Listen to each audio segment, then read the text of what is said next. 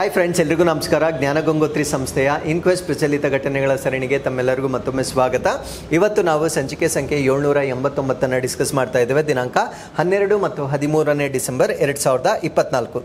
So ಇವತ್ತಿನ updates ಅನ್ನ ತಿಳಿಯೋದಕ್ಕಿಂತ ಮುಂಚೆ ಕಳೆದ ಸಂಚಿಕೆಯ ಪ್ರಶ್ನೆಗಳ ಉತ್ತರಗಳು ಪ್ರಶ್ನೆ ಸಂಖ್ಯೆ 1ಕ್ಕೆ ಆಪ್ಷನ್ ಎ ಮತ್ತು ಪ್ರಶ್ನೆ ಸಂಖ್ಯೆ 2ಕ್ಕೆ ಆಪ್ಷನ್ ಎ ಸರಿ ಉತ್ತರವಾಗಿರುತ್ತೆ. ಹಾಗಿದ್ರೆ ಇವತ್ತಿನ ಮೊದಲನೇ ಪ್ರಶ್ನೆಗೆ ಬರೋಣ. ವಿಧಿ 67 ಬೀರ ಅಡಿಯಲ್ಲಿ ಉಪಾಧ್ಯಕ್ಷರ ಪದಚ್ಯುತಿಗೆ ನಿರ್ಣಯದ ಅಗತ್ಯವೇನಿರುತ್ತದೆ? So under article 67B the resolution for the removal of vice president requires. So ಈ ಒಂದು ಸುದ್ದಿ ನಮ್ಮ ಭಾರತ ದೇಶದ ವೈಸ್ ಪ್ರೆಸಿಡೆಂಟ್ ಅಥವಾ ಉಪಾಧ್ಯಕ್ಷರಿಗೆ ಸಂಬಂಧಪಟ್ಟಿರುತ್ತೆ. ಸೊ ಇವರು ರಾಜ್ಯಸಭೆಯ ಚೇರ್ಪರ್ಸನ್ ಆಗಿರ್ತಾರೆ ಅಥವಾ ರಾಜ್ಯಸಭೆಯ ಅಧ್ಯಕ್ಷರಾಗಿರ್ತಾರೆ. ಸೊ ಇವರನ್ನ ಪದಚ್ಯುತಿಗೊಳಿಸ್ತಕ್ಕಂಥ ಒಂದು ನೋಟಿಸ್ ಅನ್ನ ವಿರೋಧ ಪಕ್ಷದವರು ನೀಡಿರುವ ಕಾರಣದಿಂದ ಇದು ಮೊಟ್ಟ ಮೊದಲ ಬಾರಿಗೆ ಅಂದ್ರೆ ಈ ರೀತಿ ಚೇರ್ಮನ್ ಆಫ್ ರಾಜ್ಯಸಭಾವನ್ನ ರಿಮೂವ್ ಮಾಡ್ತಕ್ಕಂಥ ಅಥವಾ ಪದಚ್ಯುತಿಗೊಳಿಸ್ತಕ್ಕಂಥ ಮೊಟ್ಟ ಮೊದಲ ಬಾರಿಗೆ ಒಂದು ನೋಟಿಸ್ ಅನ್ನ ವಿರೋಧ ಪಕ್ಷದವರು ಇಶ್ಯೂ ಮಾಡಿರುವ ಕಾರಣದಿಂದ ಇದು ಸುದ್ದಿಯಲ್ಲಿರ್ತಕ್ಕಂಥ ವಿಷಯವಾಗಿರುತ್ತೆ. ಸೊ ಈ ಒಂದು ಪದಚ್ಯುತಿಗೆ ಸಂಬಂಧಪಟ್ಟಂತೆ ನಮ್ಮ ಸಂವಿಧಾನದಲ್ಲಿರ್ತಕ್ಕಂಥ ಆರ್ಟಿಕಲ್ ಅನ್ನು ನಾವು 67B ಅಂತ ಕರಿತೇವೆ. ಸೊ ಇದರ ಅಡಿಯಲ್ಲಿ ಇವರನ್ನ ರಿಮೂವ್ ಮಾಡಬೇಕಾಗಿದ್ರೆ ಅಥವಾ ಪದಚ್ಯುತಿಗೊಳಿಸಬೇಕಾಗಿದ್ರೆ ರಾಜ್ಯಸಭೆ ಮತ್ತು ಲೋಕಸಭೆಯಲ್ಲಿ ಯಾವ ರೀತಿಯ ಅಂಗೀಕಾರ ಆಗಬೇಕು ಅನ್ನೋದು ನಮ್ಮ ಪ್ರಶ್ನೆ ಆಗಿರುತ್ತೆ. ಸೊ ಈ ಪ್ರಶ್ನೆಗೆ ಸರಿಯಾದ ಉತ್ತರ ರಾಜ್ಯಸಭೆಯ ಅಂದಿನ ಎಲ್ಲ ಸದಸ್ಯರು ಬಹುಮತ ನೀಡಬೇಕಾಗಿರುತ್ತೆ ಮತ್ತು ಲೋಕಸಭೆಯ ಒಪ್ಪಿಗೆ ಬೇಕಾಗಿರುತ್ತೆ. ಅದರರ್ಥ a majority of all the then members of Rajya Sabha and agree to the Lok Sabha. So ಈ ಒಂದು ಅಂಗೀಕಾರ ಆದರೆ ಮಾತ್ರ ಅವರನ್ನ ಪದಚ್ಯುತಿಗೊಳಿಸ್ತಕ್ಕಂಥದ್ದನ್ನ ನಾವು ನೋಡಬಹುದಾಗಿರುತ್ತೆ. ಸೊ ಇದು ಸುದ್ದಿಯಲ್ಲಿರ್ಲಿಕ್ಕೆ ಕಾರಣ ಏನು ಅಂದ್ರೆ oppositions notice seeks removal of Rajya Sabha chairperson. ಈಗ ವಿರೋಧ ಪಕ್ಷದವರು ಈ ಒಂದು ರಾಜ್ಯಸಭಾ ಅಧ್ಯಕ್ಷರನ್ನ ಪದಚ್ಯುತಿಗೊಳಿಸಬೇಕಂತ ಪ್ರತಿಪಕ್ಷದವರು ನೋಟಿಸ್ ಕೊಡಿರುವ ಕಾರಣದಿಂದ ಇದು ಸುದ್ದಿಯಲ್ಲಿರ್ತಕ್ಕಂಥ ವಿಷಯವಾಗಿರುತ್ತೆ. ಸೊ ಚೇರ್ಮನ್ ಆಫ್ ರಾಜ್ಯಸಭಾ ಪ್ರಸ್ತುತವಾಗಿ ಯಾರಾಗಿರ್ತಾರೆ ಅಂದ್ರೆ ಜಗದೀಪ್ ಧನ್ಕರ್ ಅವರಾಗಿರ್ತಾರೆ. ಸೊ ಇವರು ವೈಸ್ ಪ್ರೆಸಿಡೆಂಟ್ ಕೂಡ ಆಗಿರ್ತಾರೆ, ಅಂದ್ರೆ ನಮ್ಮ ಭಾರತ ದೇಶದ ಉಪರಾಷ್ಟ್ರಪತಿಗಳು ಕೂಡ ಆಗಿರ್ತಾರೆ. ಸೊ ಇವರು ರಾಜ್ಯಸಭೆಯ ಚೇರ್ಪರ್ಸನ್ ಅಥವಾ ಅಧ್ಯಕ್ಷರು ಕೂಡ ಆಗಿರ್ತಾರೆ. ಸೊ ಇವರನ್ನ ಈಗ ಪದಚ್ಯುತಿಗೊಳಿಸಬೇಕು ಎನ್ನುವ ಒಂದು ನೋಟಿಸ್ ಅನ್ನ ವಿರೋಧ ಪಕ್ಷದವರು ಜಾರಿ ಮಾಡಿರ್ತಕ್ಕಂಥದ್ದನ್ನ ನಾವು ನೋಡಬಹುದಾಗಿರುತ್ತೆ.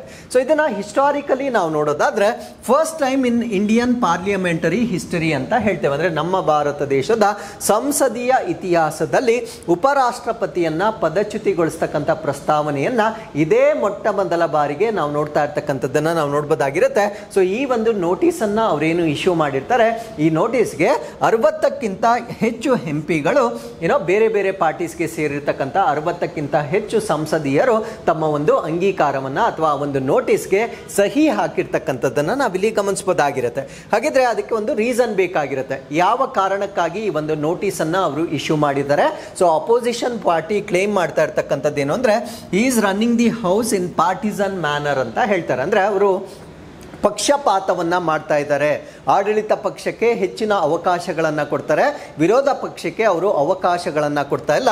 ಸೊ ಅದಾದ್ಮೇಲೆ he is interrupting the opposition members and using privilege motions to silence dissent ಅಂತ ಹೇಳ್ತಾರೆ. ಅಂದ್ರೆ ಯಾವುದಾದ್ರೂ ಒಂದು ಚರ್ಚೆಯ ಸಮಯದಲ್ಲಿ ಭಿನ್ನಾಭಿಪ್ರಾಯವನ್ನೇನಾದ್ರೂ ವಿರೋಧ ಪಕ್ಷದವರು ವ್ಯಕ್ತಪಡಿಸಿದರೆ ಸೊ ಅವರನ್ನ ಮೌನಗೊಳಿಸಲಾಗುತ್ತಿದೆ. ಆ ಮೌನಗೊಳಿಸಲಿಕ್ಕೆ ಸೊ ಅವರು ಪ್ರಿವಿಲೇಜ್ ಮೋಷನ್ ಅನ್ನ ಬಳಸ್ಕೊಳ್ತಾ ಇದ್ದಾರೆ. ಅದನ್ನ ಬಳಸ್ಕೊಂಡು ನಮಗೆ ಮಾತಾಡಲಿಕ್ಕೆ ಅವಕಾಶವನ್ನ ಕೊಡ್ತಾ ಇಲ್ಲ ಅನ್ನೋ ಕಾರಣದಿಂದ ಸೊ ನೋಟಿಸ್ ಅನ್ನ ಜಾರಿಗೊಳಿಸಿರ್ತಕ್ಕಂಥದ್ದನ್ನ ನಾವಿಲ್ಲಿ ನೋಡಬಹುದಾಗಿರುತ್ತೆ. ಹಾಗಿದ್ರೆ ನಮ್ಮ ಕಾನ್ಸ್ಟಿಟ್ಯೂಷನ್ ಅಲ್ಲಿ ರಾಜ್ಯಸಭೆ ಚೇರ್ಪರ್ಸನ್ ಅನ್ನ ರಿಮೂವ್ ಮಾಡಲಿಕ್ಕೆ ಯಾವ ರೀತಿಯ ನಿಬಂಧನೆಗಳು ಅಥವಾ ಪ್ರಾವಿಷನ್ಸ್ ಇದೆ ಅನ್ನೋದನ್ನ ನಾವು ನೋಡ್ತಾ ಬರೋಣ. ನಮ್ಮ ಕಾನ್ಸ್ಟಿಟ್ಯೂಷನ್ ಅಲ್ಲಿ ಅವರನ್ನ ಪದಚ್ಯುತಿಗೊಳಿಸ್ತಕ್ಕಂಥ ಪ್ರಾವಿಷನ್ ಅನ್ನ ನಾವು ಉಲ್ಲೇಖ ಮಾಡಿರ್ತಕ್ಕಂಥದ್ದನ್ನ ನಾವಿಲ್ಲಿ ನೋಡಬಹುದಾಗಿರುತ್ತೆ. ಸೊ ಈ ಒಂದು ಆರ್ಟಿಕಲ್ ಅನ್ನ ನಾವು ಆರ್ಟಿಕಲ್ 67B ಅಂತ ಹೇಳ್ತೇವೆ. ಸೊ ಇದನ್ನೇ ನಾನು ಪ್ರಶ್ನೆಯಲ್ಲಿ ಕೊಟ್ಟಿದ್ದು. ಈ ಒಂದು ವಿಧಿ 67B ನ ಪ್ರಕಾರ ರಿಮೂವಲ್ ಫ್ರಮ್ ದಿ ಆಫೀಸ್ ಅಂದ್ರೆ the vice president can be removed from the office by a resolution of council of state. ಅಂದ್ರೆ ರಾಜ್ಯಸಭಾ ಅಂದ್ರೆ ಕೌನ್ಸಿಲ್ ಆಫ್ ಸ್ಟೇಟ್ ಅಂದ್ರೆ ರಾಜ್ಯಸಭೆಯ ನಿರ್ಣಯವನ್ನು ಆಗಿನ ಎಲ್ಲ ಕೌನ್ಸಿಲ್ ಸದಸ್ಯರ ಬಹುಮತದಿಂದ ಅಂಗೀಕರಿಸಲ್ಪಟ್ಟು. ಸೊ ಇದನ್ನೇ ನಾನು ಆಪ್ಷನ್ಸ್ ಅಲ್ಲಿ ಕೊಟ್ಟಿದ್ದು.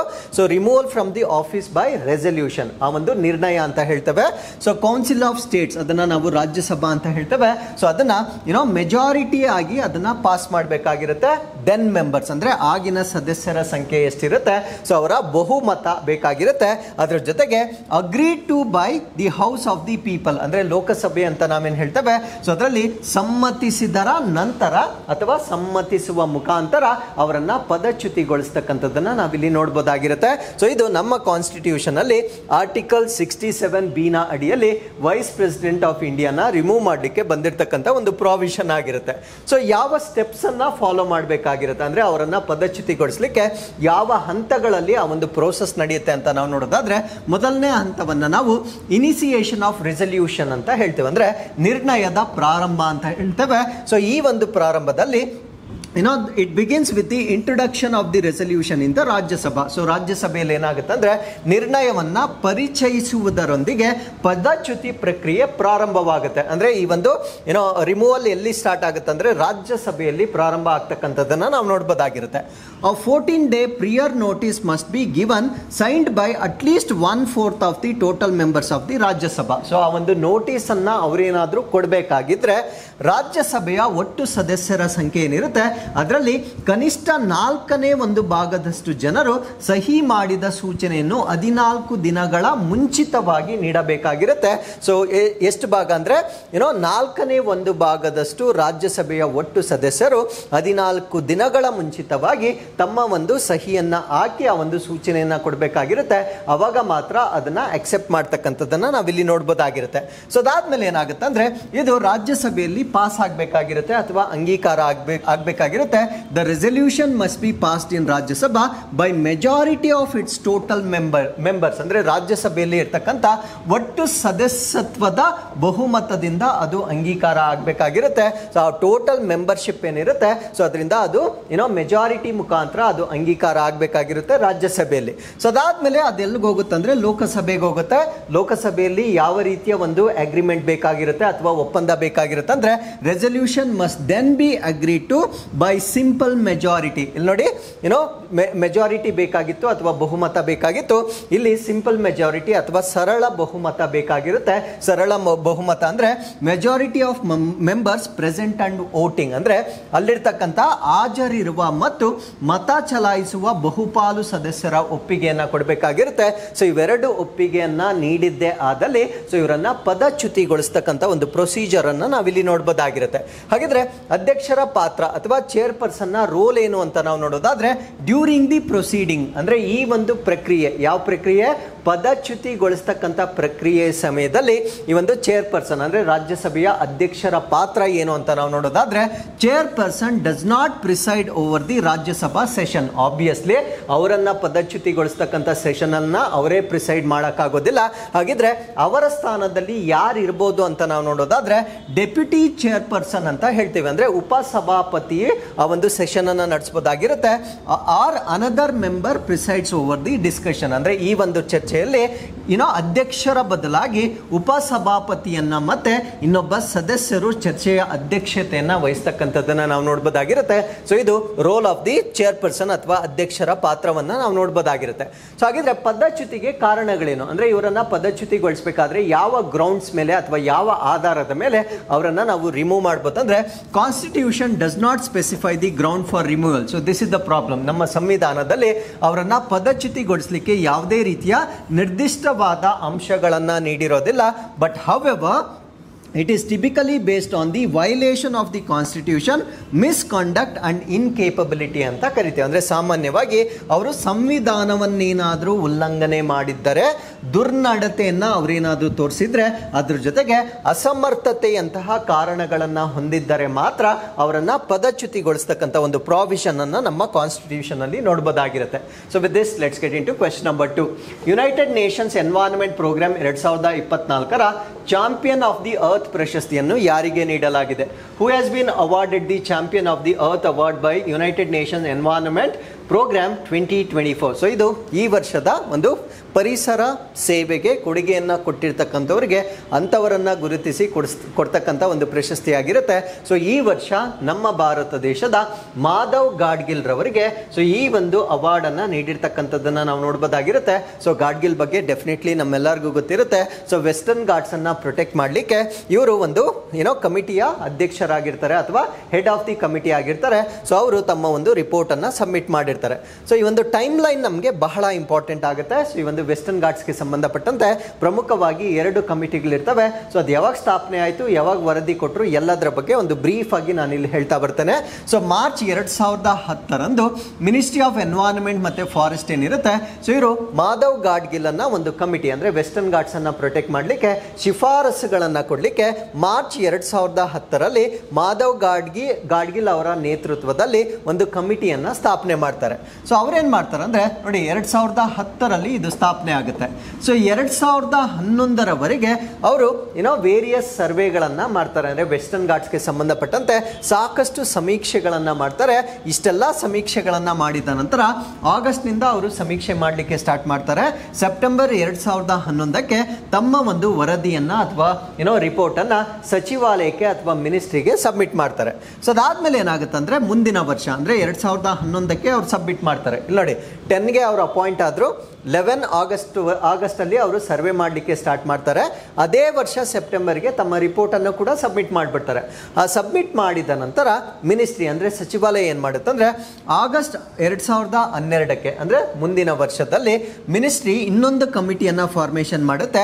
ಸೊ ಈ ಸತಿ ಕೆ ಕಸ್ತೂರಿ ರಂಗನ್ ರವರ ಅಧ್ಯಕ್ಷತೆಯಲ್ಲಿ ಇನ್ನೊಂದು ಕಮಿಟಿಯನ್ನು ನೇಮಕ ಮಾಡುತ್ತೆ.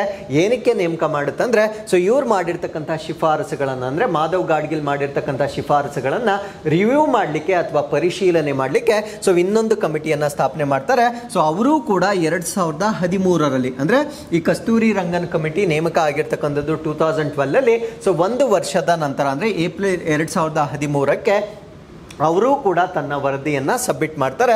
ಸೊ ಅದಾದಮೇಲೆ ಅಕ್ಟೋಬರ್ 2013ರಲ್ಲಿ ministry gives in principle acceptance to the Kasturi Rangan report. ಅಂದರೆ 2013 ಏಪ್ರಿಲ್ಗೆ ಸಬ್ಮಿಟ್ ಮಾಡ್ತಾರೆ. ಸಚಿವಾಲಯ ಅವ್ರು ಸಬ್ಮಿಟ್ ಮಾಡಿರ್ತಕ್ಕಂಥ ಶಿಫಾರಸುಗಳನ್ನೆಲ್ಲ ಪರಿಶೀಲಿಸಿ 2013 ಅಂದರೆ ಅದೇ ವರ್ಷ ಅಕ್ಟೋಬರ್ ತಿಂಗಳಂದು ಆ ಒಂದು ಶಿಫಾರಸುಗಳನ್ನು ಸೆಂಟ್ರಲ್ ಗೌರ್ಮೆಂಟ್ ಅಂಗೀಕಾರ ಮಾಡ್ತಾರೆ. ಬಟ್ ಕೇವಲ ಸೆಂಟ್ರಲ್ ಗೌರ್ಮೆಂಟ್ ಅಂಗೀಕಾರ ಮಾಡಿದ್ರೆ ಸಾಕಾಗೋದಿಲ್ಲ. ಬಿಕಾಸ್ ವೆಸ್ಟರ್ನ್ ಘಾಟ್ಸ್ ಅಂತಕ್ಕಂಥದ್ದು ರಾಜ್ಯಗಳಿಗೆ ಸಂಬಂಧಪಟ್ಟಿರ್ತಕ್ಕಂಥ ಒಂದು ನ್ಯಾಚುರಲ್ ರಿಸೋರ್ಸಸ್ ಆಗಿರುತ್ತೆ. ರಾಜ್ಯ ಸರ್ಕಾರಗಳು ಅದಕ್ಕೆ ಒಪ್ಪಿಗೆ ನೀಡಬೇಕಾಗಿರುತ್ತೆ. ಸೊ ಮಾರ್ಚ್ 2014ರಂದು ministry issues a draft notification following the recommendations of the Kasturi Rangan report to the respective states. ಅಂದರೆ ಅದಕ್ಕೆ ಸಂಬಂಧಪಟ್ಟಿರ್ತಕ್ಕಂಥ ರಾಜ್ಯ ಸರ್ಕಾರಗಳಿಗೆ ಕಸ್ತೂರಿ ರಂಗನ್ ರಿಪೋರ್ಟ್ ಅನ್ನು ಅವರು ಇಂಪ್ಲಿಮೆಂಟ್ ಮಾಡಬೇಕಂತಕ್ಕಂಥ ಒಂದು ಕರಡು ಅಧಿಸೂಚನೆಯನ್ನು ಕೇಂದ್ರ ಸರ್ಕಾರ 2014 ಮಾರ್ಚ್ ಅಲ್ಲಿ ಮಾಡಿರ್ತಕ್ಕಂಥದ್ದನ್ನು ನಾವು ನೋಡಬಹುದಾಗಿರುತ್ತೆ. ಸೊ ನಾವು ವಿ ಆರ್ ಇನ್ 2024 2024 ಅಂದರೆ ಫಸ್ಟ್ ಡ್ರಾಫ್ಟ್ ನೋಟಿಸ್ ಇಶ್ಯೂ ಆಗಿರ್ತಕ್ಕಂಥದ್ದು 2014ನಲ್ಲಿ. ಸೊ ಈಗ 2024 ಅಂದರೆ ಸರಿಸುಮಾರು 10 ವರ್ಷಗಳು ಕಳೆದೋಗಿದೆ. ಇದುವರೆಗೂ ಇವ್ರು ಮಾಡಿರ್ತಕ್ಕಂಥ ಶಿಫಾರಸುಗಳಲ್ಲಿ ಒಂದು ಶಿಫಾರಸುಗಳನ್ನು ಕೂಡ ಅಥವಾ ಒಂದು ಶಿಫಾರಸನ್ನು ಕೂಡ ಯಾವುದೇ ರಾಜ್ಯ ಸರ್ಕಾರ ಅಂಗೀಕಾರ ಮಾಡಿಲ್ಲ. ಸೊ 2024ರಲ್ಲಿ 6th ಡ್ರಾಫ್ಟ್ ನೋಟಿಫಿಕೇಶನ್ ರಿಲೀಸ್ ಮಾಡಿರ್ತಾರೆ. ಈ ವೈನಾಡಲ್ಲಿ ಒಂದು ಲ್ಯಾಂಡ್ ಸ್ಲೈಡ್ ಆಗಿ ಏನು ಡಿಸಾಸ್ಟರ್ ಆಯಿತು. ಸೊ ಅದಾದಮೇಲೆ ಕೇಂದ್ರ ಸರ್ಕಾರ 6ನೇ ಕರಡು ಅಧಿಸೂಚನೆಯನ್ನು ರಿಲೀಸ್ ಮಾಡಿರ್ತಾರೆ. ನಮ್ಮ ಕರ್ನಾಟಕ ಸರ್ಕಾರ 6th ಡ್ರಾಫ್ಟ್ ನೋಟಿಫಿಕೇಶನ್ ಅನ್ನು ಕೂಡ ರಿಜೆಕ್ಟ್ ಮಾಡಿರ್ತಕ್ಕಂಥದ್ದನ್ನು ನಾವು ನೋಡ್ಬೋದಾಗಿರುತ್ತೆ. ಸೊ ಇಷ್ಟು ಇವ್ರು ಕೊಟ್ಟಿರ್ತಕ್ಕಂಥ ಕಾಂಟ್ರಿಬ್ಯೂಷನ್ ಆಗಿರುತ್ತೆ. ಅನ್ಫಾರ್ಚುನೇಟ್ಲಿ ಇವರ ಕಾಂಟ್ರಿಬ್ಯೂಷನ್ ಅಥವಾ ಶಿಫಾರಸುಗಳನ್ನು ಯಾವುದೇ ಸರ್ಕಾರಗಳು ಒಪ್ಪದೇ ಇರತಕ್ಕಂಥದ್ದನ್ನು ನಾವಿಲ್ಲಿ ನೋಡ್ಬೋದಾಗಿರುತ್ತೆ. ಸೊ ಮಾಧವ್ ಗಾಡ್ಗಿಲ್ ಇವರಿಗೆ champion of the Earth award ಅಂತ ಕರಿತೇವೆ. ಸೊ ಈ ಒಂದು ಅವಾರ್ಡ್ ಅನ್ನು ಕೊಟ್ಟಿರ್ತಕ್ಕಂಥವ್ರು ಯುನೈಟೆಡ್ ನೇಷನ್ಸ್ ಎನ್ವೈರನ್ಮೆಂಟ್ ಪ್ರೋಗ್ರಾಮ್ನ ವತಿಯಿಂದ. ಸೊ ಇದು ಈ ಯುನೈಟೆಡ್ ನೇಷನ್ಸ್ ವತಿಯಿಂದ ಅಂದರೆ ವಿಶ್ವಸಂಸ್ಥೆಯ ವತಿಯಿಂದ ಈ ಪರಿಸರ ಸಂರಕ್ಷಣೆಗೆ ನೀಡ್ತಕ್ಕಂಥ ಹೈಯೆಸ್ಟ್ ಅವಾರ್ಡ್ ಅಂತ ಹೇಳ್ಬೋದಾಗಿರುತ್ತೆ. ಫಾರ್ ಎಕ್ಸಾಂಪಲ್ ನಮ್ಮ ಭಾರತ ದೇಶದಲ್ಲಿ ಭಾರತ ರತ್ನವನ್ನು ನಾವು ಹೈಯೆಸ್ಟ್ ಸಿವಿಲಿಯನ್ ಅವಾರ್ಡ್ ಅಂತ ನಾವೇನು ಹೇಳ್ತೇವೆ, ಅದೇ ರೀತಿ ವಿಶ್ವಸಂಸ್ಥೆಯ ವತಿಯಿಂದ ಪರಿಸರ ಸಂರಕ್ಷಣೆಗೆ ನೀಡ್ತಕ್ಕಂಥ ಒಂದು ಹೈಯೆಸ್ಟ್ ಅವಾರ್ಡ್ ಅನ್ನ ನಮ್ಮ ಭಾರತ ದೇಶದ ಮಾಧವ್ ಗಾಡ್ಗಿಲ್ ರವರಿಗೆ ನೀಡಿರ್ತಕ್ಕಂಥದ್ದನ್ನು ನಾವು ನೋಡ್ಬೋದಾಗಿರುತ್ತೆ. ಸೊ ಏನಿದರ ಸಿಗ್ನಿಫಿಕೆನ್ಸ್ ಅಂದರೆ 2024ರಲ್ಲಿ ಅಂದರೆ 2024 ಈ ಒಂದು ಅವಾರ್ಡ್ ಅನ್ನ ರಿಸೀವ್ ಮಾಡಿರ್ತಕ್ಕಂಥ ನಮ್ಮ ಭಾರತ ದೇಶದ ಏಕೈಕ ವ್ಯಕ್ತಿ ಆಗಿರ್ತಾರೆ. So only Indian to receive this award in 2024 ಅನ್ನೋದು ನಿಮಗೆ ಗೊತ್ತಿರಬೇಕಾಗಿರುತ್ತೆ. ಸೊ ಏನಕ್ಕೋಸ್ಕರ ಕೊಟ್ಟಿರ್ತಾರೆ ಅಂದ್ರೆ for his efforts in transformative impact on the environment, ಅಂದ್ರೆ ನಮ್ಮ ಒಂದು ಪರಿಸರವನ್ನ ಸಂರಕ್ಷಣೆ ಮಾಡಲಿಕ್ಕೆ ಇವರು ಕೊಟ್ಟಿರ್ತಕ್ಕಂಥ ಒಂದು ಪರಿವರ್ತನಾ ಕೊಡುಗೆಗಳೇನಿರ್ತವೆ, ಅಫ್ಕೋರ್ಸ್ ಅದನ್ನ ಅಕ್ಸೆಪ್ಟ್ ಮಾಡಿಲ್ಲ, ಮಾಡದಿದ್ರು ಕೂಡ ಅವರ ಒಂದು ಎಫರ್ಟ್ಸ್ಗಾಗಿ ವಿಶ್ವಸಂಸ್ಥೆ ಈ ಒಂದು ರೆಕಗ್ನಿಷನ್ ಕೊಟ್ಟಿರ್ತಕ್ಕಂಥದ್ದನ್ನ ನಾವು ನೋಡ್ಬೋದಾಗಿರುತ್ತೆ. ಸೊ ಅದಾದ್ಮೇಲೆ ಈ ಒಂದು ಅವಾರ್ಡ್ ಬಗ್ಗೆ ನಾವು ಹೆಚ್ಚಿನ ಮಾಹಿತಿನ ಅಥವಾ ಮಾಧವ್ ಗಾಡ್ಗಿಲ್ ಬಗ್ಗೆ ಹೆಚ್ಚಿನ ಮಾಹಿತಿನ ತಿಳ್ಕೊಳ್ಳೋದಾದ್ರೆ, ಸೊ ಇವರೊಬ್ಬ ಎಕಾಲಜಿಸ್ಟ್ ಮತ್ತೆ ಎನ್ವೈರನ್ಮೆಂಟಲಿಸ್ಟ್ ಆಗಿರ್ತಾರೆ, ಅಂದ್ರೆ ಪರಿಸರ ವಿಜ್ಞಾನಿ ಮತ್ತೆ ಪರಿಸರವಾದಿ ಆಗಿರ್ತಕ್ಕಂಥ ವ್ಯಕ್ತಿ ಆಗಿರ್ತಾರೆ. ಸೊ ಇವರನ್ನ WGEEP ಅಂದ್ರೆ western ghat ecological expert panel ಏನಿರುತ್ತೆ, ಇದನ್ನು ನಾವು ಇನ್ ಶಾರ್ಟ್ ಗಾಡ್ಗಿಲ್ ಕಮಿಷನ್ ಅಂತ ಕೂಡ ಕರೀತೇವೆ. ಸೊ ಈ ಒಂದು ಆಯೋಗದ ಅಧ್ಯಕ್ಷರಾಗಿ ಅಥವಾ ಮುಖ್ಯಸ್ಥರಾಗಿ ಇವರನ್ನ ಆಯ್ಕೆ ಮಾಡಲಾಗಿರುತ್ತೆ. ಹಾಗಿದ್ರೆ ಈ ಅವಾರ್ಡ್ ಬಗ್ಗೆ ನಾವು ಬೇಸಿಕ್ ಮಾಹಿತಿಯನ್ನು ತಿಳ್ಕೊಳ್ಳೋದಾದ್ರೆ, ಸೊ ಇದನ್ನು ನಾವು leading global authority on environmental issue ಅಂತ ಹೇಳ್ತೇವೆ. ಅಂದ್ರೆ ಯಾವ ವ್ಯಕ್ತಿಗಳು ಪರಿಸರ ಸಂರಕ್ಷಣೆ ಮೇಲೆ ಪ್ರಭಾವ ಬೀರ್ತಕ್ಕಂಥ ಜಾಗತಿಕ ಪ್ರಾಧಿಕಾರ ಅಥವಾ ವಿಶ್ವಸಂಸ್ಥೆಯ ಪರಿಸರ ಕಾರ್ಯಕ್ರಮ ಏನಿದೆ, ಇದು ವಿಶ್ವಸಂಸ್ಥೆಯ ವ್ಯವಸ್ಥೆ ಬರ್ತಕ್ಕಂಥ ಪರಿಸರ ಸಮಸ್ಯೆಗಳ ಮೇಲೆ ಪ್ರಮುಖವಾಗಿ ಜಾಗತಿಕವಾಗಿರ್ತಕ್ಕಂಥ ಒಂದು ಬೃಹತ್ ಆಗಿರ್ತಕ್ಕಂಥ ಪ್ರಾಧಿಕಾರವನ್ನ ನಾವು ಯುನೆಪ್ ಅಂತ ಕರೀತೇವೆ. ಸೊ ಇದರ ಫಾರ್ಮೇಶನ್ ಅಥವಾ ಎಸ್ಟಾಬ್ಲಿಷ್ಮೆಂಟ್ ಆಗಿರ್ತಕ್ಕಂಥದ್ದು June 5, 1972 ಅಲ್ಲಿ ಇದು ಎಸ್ಟಾಬ್ಲಿಷ್ ಆಗಿರ್ತಕ್ಕಂಥದ್ದನ್ನ ನಾವು ನೋಡಬಹುದಾಗಿರುತ್ತೆ.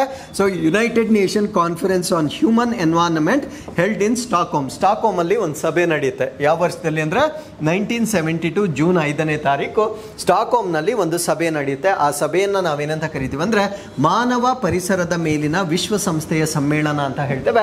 ಆ ಸಮ್ಮೇಳನದ ನಂತರ ಇದನ್ನ ಸ್ಥಾಪನೆ ಮಾಡಿರ್ತಕ್ಕಂಥದ್ದನ್ನ ನಾವು ನೋಡ್ಬೋದಾಗಿರುತ್ತೆ. ಸೊ ಇದರ ಹೆಡ್ ಕ್ವಾರ್ಟರ್ಸ್ ಅನ್ನ ನಾವು ಕೆನ್ಯಾದ ನೈರೋಬಿಯಲ್ಲಿ ಇದರ ಹೆಡ್ ಕ್ವಾರ್ಟರ್ಸ್ ಅನ್ನ ನಾವು ನೋಡ್ಬೋದಾಗಿರುತ್ತೆ.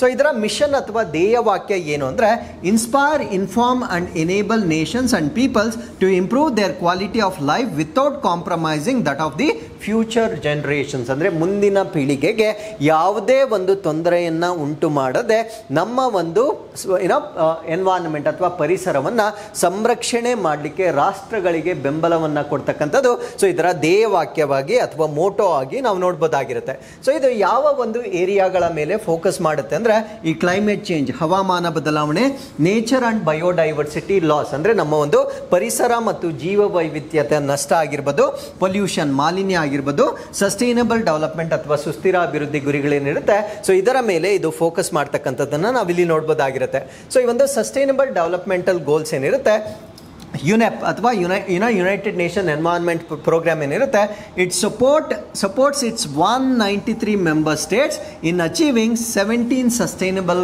Development goals. ಅಂದರೆ 17 ಸುಸ್ಥಿರ ಅಭಿವೃದ್ಧಿ ಗುರಿಗಳನ್ನು ನಾವು 2030 ವೇಳೆಗೆ ನಾವೇನು ಮೀಟ್ ಮಾಡಬೇಕಾಗಿದೆ, ಸೊ ಅದನ್ನು ರೀಚ್ ಮಾಡಲಿಕ್ಕೆ ಇದರ 193 ಸದಸ್ಯ ರಾಷ್ಟ್ರಗಳಿಗೆ ಬೆಂಬಲವನ್ನು ನೀಡ್ತಕ್ಕಂಥದ್ದನ್ನು ನಾವಿಲ್ಲಿ ಗಮನಿಸಬಹುದಾಗಿರುತ್ತೆ. ಸೊ ಅದ್ರ ಜೊತೆಗೆ UNEP provides leadership, delivers scientific based solutions and develops international environmental agreements. ಅಂದರೆ ಅಂತಾರಾಷ್ಟ್ರೀಯ ಮಟ್ಟದಲ್ಲಿ ಪರಿಸರಕ್ಕೆ ಸಂಬಂಧಪಟ್ಟಂತೆ ಒಪ್ಪಂದಗಳನ್ನು ಮಾಡ್ತಕ್ಕಂಥದ್ದು, ವೈಜ್ಞಾನಿಕವಾಗಿರ್ತಕ್ಕಂಥ ಪರಿಹಾರಗಳನ್ನು ನೀಡ್ತಕ್ಕಂಥದ್ದು, ಈ ರೀತಿಯಾಗಿ ಬೇರೆ ಬೇರೆ ರಾಷ್ಟ್ರಗಳಿಗೆ ಪರಿಸರವನ್ನು ಸಂರಕ್ಷಣೆ ಮಾಡಲಿಕ್ಕೆ ಸಂಬಂಧಪಟ್ಟಿರ್ತಕ್ಕಂಥ ವಿಷಯಗಳಲ್ಲಿ ಅದು ವೈಜ್ಞಾನಿಕವಾಗಿ ಬೆಂಬಲ ನೀಡ್ತಕ್ಕಂಥದ್ದನ್ನು ನಾವಿಲ್ಲಿ ಗಮನಿಸಬಹುದಾಗಿರುತ್ತೆ.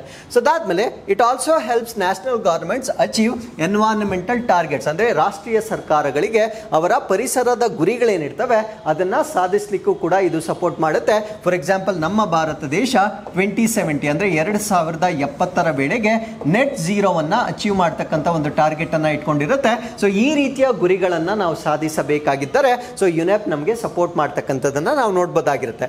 ಸೊ ಹಾಗಿದ್ರೆ ಯುನೆಪ್ನ ಅಡಿಯಲ್ಲಿ ಬರ್ತಕ್ಕಂಥ ಪ್ರೋಗ್ರಾಮ್ಸ್ ಅನ್ನು ನಾವು ನೋಡೋದಾದ್ರೆ, UNEP host the secretariats of several multilateral environmental agreements. ಅಂದ್ರೆ ಇದು ಅನೇಕ ಪರಿಸರಕ್ಕೆ ಸಂಬಂಧಪಟ್ಟಿರ್ತಕ್ಕಂಥ ಒಂದು ಒಪ್ಪಂದಗಳ ಕಾರ್ಯಾಲಯವನ್ನ ಅಂದ್ರೆ ಸೆಕ್ರೆಟರಿಯೇಟ್ ಅನ್ನ ಆಯೋಜನೆ ಮಾಡುತ್ತೆ. For example convention on biodiversity, biological diversity, ಇದನ್ನ ನಾವು CBT ಅಂತ ಕರಿತೇವೆ, ಜೈವಿಕ ವೈವಿಧ್ಯತೆಯ ಸಮಾವೇಶ. ಸೊ ಇದರ ಸೆಕ್ರೆಟರಿಯೇಟ್ ಅಂದ್ರೆ ಅದರ ಕೇಂದ್ರ ಕಚೇರಿಯನ್ನ ಅಥವಾ ಕಾರ್ಯಾಲಯವನ್ನ ಇದು ಆಯೋಜನೆ ಮಾಡುತ್ತೆ. ಮಿನಮಾಟ ಕನ್ವೆನ್ಷನ್ ಆನ್ ಮರ್ಕ್ಯುರಿ ಅಂದ್ರೆ ಪಾದರಸಕ್ಕೆ ಸಂಬಂಧಪಟ್ಟಿರ್ತಕ್ಕಂಥ ಈ ಒಂದು ಮಿನಮಾಟ ಕನ್ವೆನ್ಷನ್ ಆಗಿರ್ಬೋದು. Convention on international trade in endangered species of wild flora and fauna, ಇದನ್ನು ನಾವು ಸೈಟ್ಸ್ ಅಂತ ಹೇಳ್ತೇವೆ. ಸೊ ಅಂತಾರಾಷ್ಟ್ರೀಯ ಈ ಒಂದು ವೈಲ್ಡ್ ಲೈಫ್ ಮಾರಾಟಕ್ಕೆ ಸಂಬಂಧಪಟ್ಟಂತೆ ಅದನ್ನು ನಿಯಂತ್ರಣ ಮಾಡ್ತಕ್ಕಂಥ IUCN ಒಂದು ಪಾರ್ಟನ್ನು ನಾವು ಸೈಟ್ಸ್ ಅಂತ ಹೇಳ್ತೇವೆ. ಸೊ ಇದಕ್ಕೂ ಸಂಬಂಧಪಟ್ಟಿರ್ತಕ್ಕಂಥ ಸೆಕ್ರೆಟ್ರಿಯೇಟನ್ನು ಆರ್ಗನೈಸ್ ಮಾಡ್ತಕ್ಕಂಥದ್ದು ಯುನೆಪ್ ಮಾಡ್ತಕ್ಕಂಥ ಒಂದು ಕಾಂಟ್ರಿಬ್ಯೂಷನ್ ಆಗಿ ನಾವು ನೋಡ್ಬೋದಾಗಿರುತ್ತೆ. ಸೊ ಅದ್ರ ಜೊತೆಗೆ UNEP is one of the implementing agencies of GEF ಏನಿದೆ ಅದನ್ನು ಅನುಷ್ಠಾನಗೊಳಿಸ್ತಕ್ಕಂಥ ಒಂದು ಏಜೆನ್ಸಿ ಆಗಿ ಕೂಡ ನಾವು ನೋಡ್ಬೋದಾಗಿರುತ್ತೆ. GEF ಅನ್ನು ಗ್ಲೋಬಲ್ ಎನ್ವೈರನ್ಮೆಂಟಲ್ ಫೆಸಿಲಿಟಿ ಅಂತ ಹೇಳ್ತೇವೆ. ಸೊ ಇದನ್ನು ಇಂಪ್ಲಿಮೆಂಟ್ ಮಾಡ್ತಕ್ಕಂಥ ಒಂದು ಏಜೆನ್ಸಿ ಆಗಿ ಇದು ಕೆಲಸ ಮಾಡುತ್ತೆ.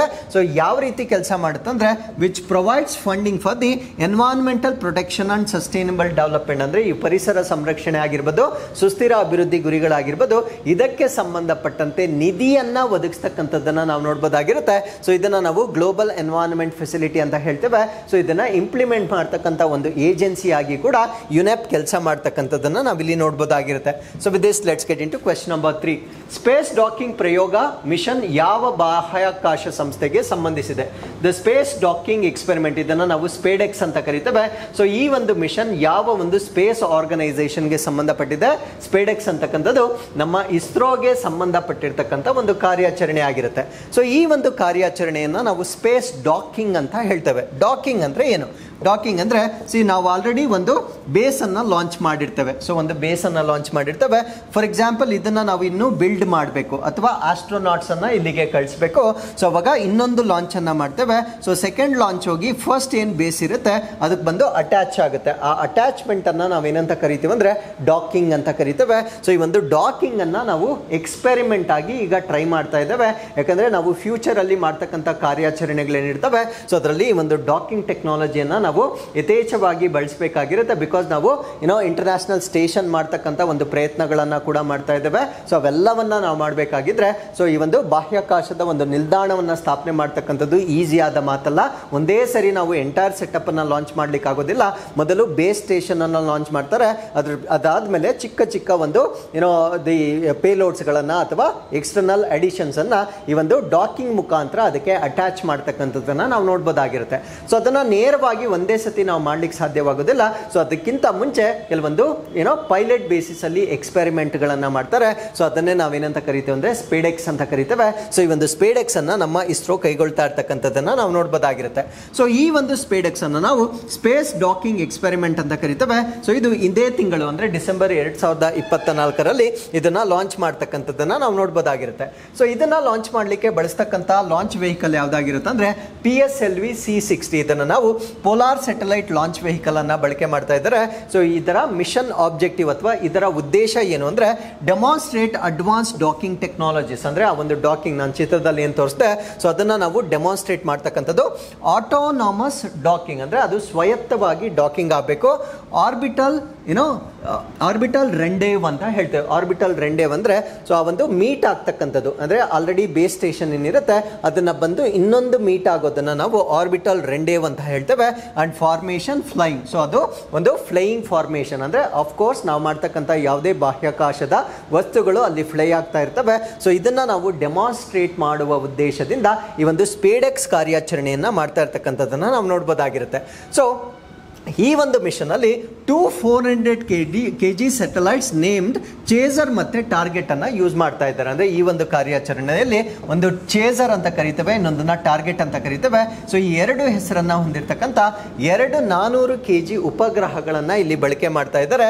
ಸೊ ಈ ಒಂದು ಸೆಟಲೈಟ್ಸ್ ಏನಿರ್ತವೆ they perform a highly coordinated rendezvous and docking at the altitude of 700 kilometres. ಅಂದ್ರೆ ನಮ್ಮ ಭೂಮಿಯ ಮೇಲ್ಮೈಯಿಂದ 700 ಕಿಲೋಮೀಟರ್ ಎತ್ತರದಲ್ಲಿ ಈ ಒಂದು ಡಾಕಿಂಗ್ ಎಕ್ಸ್ಪೆರಿಮೆಂಟ್ ಅನ್ನ ಈ ಎರಡು ಒಂದು ಸೆಟಲೈಟ್ಗಳು, ಒಂದನ್ನ ಚೇಸರ್ ಅಂತ ಕರಿತೇವೆ, ಇನ್ನೊಂದನ್ನ ಟಾರ್ಗೆಟ್ ಅಂತ ಕರಿತೇವೆ. ಸೊ ಇವೆರಡರ ಮುಖಾಂತರ ಡೆಮಾನ್ಸ್ಟ್ರೇಟ್ ಮಾಡ್ತಕ್ಕಂಥದ್ದನ್ನ ನಾವಿಲ್ಲಿ ಗಮನಿಸಬಹುದಾಗಿರುತ್ತೆ. ಸೊ ಇದರ significance as I told you before, ನಾವು ಫ್ಯೂಚರ್ ಅಲ್ಲಿ ಮಾಡಬೇಕಾಗಿರ್ತಕ್ಕಂಥ ಕ್ರೂಡ್ ಮಿಷನ್ಸ್ ಅಂದ್ರೆ ಖಗೋಳ ಶಾಸ್ತ್ರಜ್ಞರನ್ನ ನಾವು ಬಾಹ್ಯಾಕಾಶಕ್ಕೆ ಕಳಿಸ್ತಾ ಇರ್ತಕ್ಕಂಥ ಮಿಷನ್ ಆಗಿರ್ಬೋದು, ಅದಾದ್ಮೇಲೆ ಲಾರ್ಜ್ ಸ್ಟ್ರಕ್ಚರ್ಸ್ ಅನ್ನ ನಾವು ಅಸೆಂಬಲ್ ಮಾಡಲಿಕ್ಕೆ ಅಂದ್ರೆ ಆರ್ಬಿಟ್ ಅಲ್ಲಿ ಅಥವಾ ಕಕ್ಷೆಯಲ್ಲಿ ದೊಡ್ಡ ದೊಡ್ಡ ಜೋಡಣೆಗಳನ್ನ ಮಾಡಲಿಕ್ಕೆ ನಾವು ಇದನ್ನ ಎಕ್ಸ್ಪೆರಿಮೆಂಟ್ ಆಗಿ ಅಥವಾ ಟ್ರಯಲ್ ಆಗಿ ಈ ಒಂದು ಕಾರ್ಯಾಚರಣೆಯನ್ನು ಮಾಡಬಹುದಾಗಿರುತ್ತೆ. ಸೊ ಈ ಒಂದು ಕಾರ್ಯಾಚರಣೆ ಸಕ್ಸಸ್ಫುಲ್ ಆಗಿದ್ದೇ ಆದಲ್ಲಿ ಸೊ ನಮ್ಮ ಭಾರತ ದೇಶ USA, ರಷ್ಯಾ, ಚೈನಾ ಈ ರೀತಿಯ ಕಂಟ್ರಿಗಳು ಅಂದರೆ ಡಾಕಿಂಗ್ ಅನ್ನ ಆಲ್ರೆಡಿ ಪ್ರೂವ್ ಮಾಡಿರ್ತಕ್ಕಂಥ ರಾಷ್ಟ್ರಗಳೇನಿರ್ತವೆ ಆ ರಾಷ್ಟ್ರಗಳ ಪಟ್ಟಿಗೆ ನಮ್ಮ ಭಾರತ ದೇಶದ ಬಾಹ್ಯಾಕಾಶ ಸಂಸ್ಥೆ ಕೂಡ ಸೇರ್ಕೊಳ್ತಕ್ಕಂಥದ್ದನ್ನ ನಾವು ನೋಡ್ಬೋದಾಗಿರುತ್ತೆ. ಸೊ ಇದು ನಮ್ಮ ಇಸ್ರೋದ ಫ್ಯೂಚರ್ ಮಿಷನ್ಸ್ ಆಗಿರ್ತಕ್ಕಂಥ ಚಂದ್ರಯಾನ್ 4 ಆಗಿರ್ಬೋದು, ಭಾರತೀಯ ಅಂತರಿಕ್ಷ ಸ್ಟೇಷನ್ ಆಗಿರ್ಬೋದು. ಸೊ ಇವೆರಡಕ್ಕೂ ಕೂಡ ಒಂದು ಪ್ರಿಕರ್ಸರ್ ಆಗಿ ಈ ಒಂದು ಎಕ್ಸ್ಪೆರಿಮೆಂಟ್ ಅನ್ನ ಮಾಡ್ತಾ ಇರೋದನ್ನ ನಾವಿಲ್ಲಿ ನೋಡ್ಬೋದಾಗಿರುತ್ತೆ. So with this let's get into question number 4. Rashtriya panchayat ಪ್ರಶಸ್ತಿಯನ್ನು 2024ರಲ್ಲಿ ಕರ್ನಾಟಕದ ಕೆಳಗಿನ ಯಾವ ಪಂಚಾಯತ್ಗಳಿಗೆ ನೀಡಲಾಗಿದೆ? The national panchayat award was presented to which of the following panchayats of Karnataka in 2024? So ನಮ್ಮ ಕರ್ನಾಟಕದ ಒಂದು ಪಂಚಾಯತಿಗೆ ಈಗ ಪಂಚಾಯತ್ ಅವಾರ್ಡ್ ಅಂತ ಪ್ರತಿ ವರ್ಷ ಕೊಡ್ತಾರೆ. ಸೊ ಈ ವರ್ಷ ನಮ್ಮ ಕರ್ನಾಟಕದ ಒಂದು ಪಂಚಾಯತ್ಗೆ ಈ ಒಂದು ಪ್ರಶಸ್ತಿಯನ್ನು ನೀಡಲಾಗಿರುತ್ತೆ. ಆ ಪಂಚಾಯತ್ ಯಾವುದು ಅನ್ನೋದು ನಮ್ಮ ಪ್ರಶ್ನೆ ಆಗಿರುತ್ತೆ. ಸೊ ಈ ಪ್ರಶ್ನೆಗೆ ಸರಿಯಾದ ಉತ್ತರ ಉಡುಪಿ ಜಿಲ್ಲಾ ಪಂಚಾಯತ್ಗೆ ಈ ಒಂದು ಅವಾರ್ಡ್ ಅನ್ನ ಕೊಟ್ಟಿರ್ತಕ್ಕಂಥದ್ದನ್ನ ನಾವು ನೋಡಬಹುದಾಗಿರುತ್ತೆ. ಸೊ ಅಪ್ಡೇಟ್ ಏನಂದ್ರೆ national panchayat awards to Udupi Zilla Panchayat. So ನಮ್ಮ ಕರ್ನಾಟಕದ ಉಡುಪಿಯ ಜಿಲ್ಲಾ ಪಂಚಾಯತ್ಗೆ ರಾಷ್ಟ್ರೀಯ ಪಂಚಾಯಿತಿ ಪ್ರಶಸ್ತಿಯನ್ನ ನೀಡಿರ್ತಕ್ಕಂಥದ್ದನ್ನ ನಾವು ನೋಡಬಹುದಾಗಿರುತ್ತೆ. ಸೊ ಈ ಪ್ರಶಸ್ತಿಯನ್ನ ಸಾಮಾನ್ಯವಾಗಿ ನಮ್ಮ ಭಾರತ ದೇಶದ ಪ್ರೆಸಿಡೆಂಟ್ ಅಥವಾ ರಾಷ್ಟ್ರಪತಿಗಳು ನೀಡ್ತಕ್ಕಂಥದ್ದನ್ನ ನಾವು ನೋಡಬಹುದಾಗಿರುತ್ತೆ. ಈ ಅವಾರ್ಡ್ ಅನ್ನ ನ್ಯಾಷನಲ್ ಪಂಚಾಯತ್ ಅವಾರ್ಡ್ ಅಥವಾ ರಾಷ್ಟ್ರೀಯ ಪಂಚಾಯಿತಿ ಪ್ರಶಸ್ತಿಗಳು ಅಂತ ಕರೀತೇವೆ. ಸೊ ಇವರು they recognise outstanding contribution to sustainable and inclusive development. ಸುಸ್ಥಿರ ಮತ್ತೆ ಅಂತರ್ಗತ ಅಭಿವೃದ್ಧಿಗೆ ಯಾರು ಕೊಡುಗೆಯನ್ನ ಕೊಟ್ಟಿರ್ತಾರೆ ಸೊ ಅವರನ್ನ ಗುರುತಿಸ್ತಕ್ಕಂಥ ಒಂದು ಅವಾರ್ಡ್ ಇದಾಗಿರುತ್ತೆ. ಸೊ ಎಜುಕೇಶನ್ ಸೆಕ್ಟರ್ ಆಗಿರ್ಬೋದು, ಪಾವರ್ಟಿ ಎಲಿವೇಶನ್ ಅಂದ್ರೆ ಬಡತನವನ್ನ ನಿರ್ಮೂಲನೆ ಮಾಡ್ತಕ್ಕಂಥದ್ದು, ಹೆಲ್ತ್ ಆರೋಗ್ಯ, ವಾಟರ್ ಕನ್ಸರ್ವೇಷನ್ ಅಂದ್ರೆ ನೀರನ್ನ ಸಂರಕ್ಷಣೆ ಮಾಡ್ತಕ್ಕಂಥದ್ದು, ಸ್ಯಾನಿಟೇಷನ್ ಅಂದ್ರೆ ಶುಚಿತ್ವ, ಅದಾದ್ಮೇಲೆ ವಿಮೆನ್ ಎಂಪವರ್ಮೆಂಟ್ ಅಂದ್ರೆ ಮಹಿಳೆಯರ ಒಂದು ಸಬಲೀಕರಣ. ಈ ಕ್ಷೇತ್ರಗಳಲ್ಲಿ ಶ್ರಮಿಸ್ತಕ್ಕಂಥ ಒಂದು ಪಂಚಾಯಿತಿಗಳಿಗೆ ಸೊ ನೀಡ್ತಕ್ಕಂಥ ಅವಾರ್ಡ್ ಆಗಿ ನಾವು ಇದನ್ನ ಕನ್ಸಿಡರ್ ಮಾಡಬಹುದಾಗಿರುತ್ತೆ. ಸೊ ಈ ಅವಾರ್ಡ್ ಬಗ್ಗೆ ನಾವು ತಿಳ್ಕೊಳ್ಳೋದಾದ್ರೆ ಇದೊಂದು ಆನ್ಯುಯಲ್ ಅವಾರ್ಡ್ ಆಗಿರುತ್ತೆ, ಅಂದ್ರೆ ವಾರ್ಷಿಕವಾಗಿ ನೀಡ್ತಕ್ಕಂಥ ಅವಾರ್ಡ್ ಆಗಿರುತ್ತೆ. ಸೊ ನಮ್ಮ ಒಂದು ಪಂಚಾಯತ್ ವ್ಯವಸ್ಥೆಯ ಪರ್ಫಾರ್ಮೆನ್ಸ್ ಅನ್ನ ರೆಕಗ್ನೈಸ್ ಮಾಡಿ ಅವರಿಗೆ ಪ್ರೋತ್ಸಾಹ ತುಂಬಲಿಕ್ಕೆ ಕೊಡ್ತಕ್ಕಂಥ ಅವಾರ್ಡ್ ಆಗಿ ನಾವು ಇದನ್ನ ಕನ್ಸಿಡರ್ ಮಾಡಬಹುದಾಗಿರುತ್ತೆ.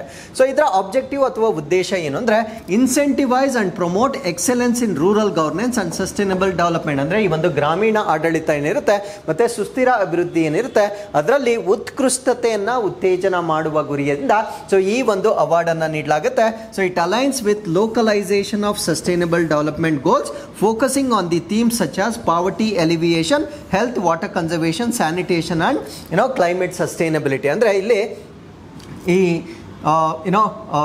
ಹವಾಮಾನ ಸುಸ್ಥಿರತೆಯಂತಹ ವಿಷಯಗಳ ಮೇಲೆ ಕೇಂದ್ರೀಕರಿಸುವ ಒಂದು ಸುಸ್ಥಿರ ಅಭಿವೃದ್ಧಿ ಗುರಿಗಳೇನಿರ್ತವೆ ಅಂದರೆ ಲೋಕಲ್ ಸ್ಥಳೀಯವಾಗಿ ಇರ್ತಕ್ಕಂಥ ಸುಸ್ಥಿರ ಅಭಿವೃದ್ಧಿ ಗುರಿಗಳೇನಿರ್ತವೆ ಸೊ ಅದರ ಮೇಲೆ ಇದು ಅಲೈನ್ ಆಗ್ತಕ್ಕಂಥದ್ದನ್ನು ನಾವು ನೋಡ್ಬೋದಾಗಿರುತ್ತೆ. ಆ ಗೋಲ್ಸ್ ಯಾವ್ದ್ಯಾವುದು ಅಂತ ನಾನು ಪ್ರೀವಿಯಸ್ ಸ್ಲೈಡಲ್ಲೇ ಹೇಳಿರ್ತೇನೆ. ಆ ಒಂದು ಸ್ಥಳೀಯವಾಗಿರ್ತಕ್ಕಂಥ ಒಂದು ಗುರಿಗಳೇನಿರ್ತವೆ ಆ ಗುರಿಗಳನ್ನು ಮೀಟ್ ಮಾಡಲಿಕ್ಕೆ ಈ ಪಂಚಾಯತ್ ಸಿಸ್ಟಮ್ ಏನಿರುತ್ತೆ ಸೊ ಅದು ಹೇಗೆ ಶ್ರಮಿಸುತ್ತದೆ ಅವ್ರಿಗೆ ಪ್ರೋತ್ಸಾಹ ನೀಡಲಿಕ್ಕೆ ಕೊಡ್ತಕ್ಕಂಥ ಒಂದು ರಾಷ್ಟ್ರೀಯ ಪ್ರಶಸ್ತಿಯಾಗಿ ನಾವು ಇದನ್ನ ಕನ್ಸಿಡರ್ ಮಾಡಬಹುದಾಗಿರುತ್ತೆ. ಸೊ ಇದರಲ್ಲಿ ಸಾಕಷ್ಟು ಕ್ಯಾಟಗರೀಸ್ ಇರ್ತವೆ. ಆ ಕ್ಯಾಟಗರೀಸ್ ಅನ್ನ ನಾವು ನೋಡೋದಾದ್ರೆ ಬೆಸ್ಟ್ ಗ್ರಾಮ ಪಂಚಾಯತ್ ಅಂತ ಕೊಡ್ತಾರೆ, block panchayat, district panchayat, state ಅಥವಾ ಯೂನಿಯನ್ ಟೆರಿಟರಿ ಲೆವೆಲ್ಸ್ಗಳಲ್ಲಿ ಸೊ ಈ ಒಂದು ಅವಾರ್ಡ್ ಅನ್ನ ಬೇರೆ ಬೇರೆ ಕ್ಯಾಟಗರೀಸ್ಗಳಲ್ಲಿ ಕೊಡ್ತಕ್ಕಂಥದ್ದನ್ನ ನಾವು ನೋಡಬಹುದಾಗಿರುತ್ತೆ. So with this let's get into question number 5. ಭಾರತದ ಕೌಶಲ್ಯ ವರದಿ 2025 ಭಾರತೀಯ ಪದವೀಧರರ ಉದ್ಯೋಗಾವಕಾಶವನ್ನು ಎತ್ತಿ ತೋರಿಸುತ್ತದೆ. ಈ ವರದಿಯನ್ನು ಯಾರು ಪ್ರಕಟಿಸುತ್ತಾರೆ? The Indian skill report 2025 highlights the employability of Indian graduates who publishes this report. ಈ ಒಂದು ವರದಿಯನ್ನು ನಾವು ಭಾರತ ಕೌಶಲ್ಯ ವರದಿ 2025 ಅಂತ ಕರೀತೇವೆ. ಇದು ನಮ್ಮ ಭಾರತ ದೇಶದ ಗ್ರಾಜ್ಯುಯೇಟ್ಸ್ ಪದವೀಧರರೇನಿರ್ತಾರೆ ಸೊ ಅವರು ಉದ್ಯೋಗವನ್ನು ಪಡೆಯುವಲ್ಲಿ ಎಷ್ಟು ಸಶಕ್ತರಾಗಿದ್ದಾರೆ, ಎಷ್ಟು ಕೌಶಲ್ಯ ಇದೆ ಅಂತಕ್ಕಂಥ ಒಂದು ವರದಿಯನ್ನು ನೀಡ್ತಕ್ಕಂಥ ರಿಪೋರ್ಟ್ ಆಗಿರುತ್ತೆ. ಈ ರಿಪೋರ್ಟನ್ನು ಪಬ್ಲಿಷ್ ಮಾಡ್ತಕ್ಕಂಥವ್ರು ಯಾರು ಅನ್ನೋದು ನಮ್ಮ ಪ್ರಶ್ನೆ ಆಗಿರುತ್ತೆ. ಸೊ ಈ ಪ್ರಶ್ನೆಗೆ ಸರಿಯಾದ ಉತ್ತರ ವಿ ಬಾಕ್ಸ್ನ ವತಿಯಿಂದ ಇದನ್ನು ಪಬ್ಲಿಷ್ ಮಾಡ್ತಕ್ಕಂಥದ್ದನ್ನು ನಾವು ನೋಡಬಹುದಾಗಿರುತ್ತೆ. ಸೊ ಈ ಒಂದು ಆರ್ಟಿಕಲ್ ಅಲ್ಲಿ ನಾವು ಇಂಡಿಯಾ ಸ್ಕಿಲ್ ರಿಪೋರ್ಟ್ 2025 ಅಥವಾ ಭಾರತ ಕೌಶಲ್ಯ ವರದಿ 2025 ಬಗ್ಗೆ ನಾನಿಲ್ಲಿ ಡಿಸ್ಕಸ್ ಮಾಡ್ತಾ ಬರ್ತೇನೆ.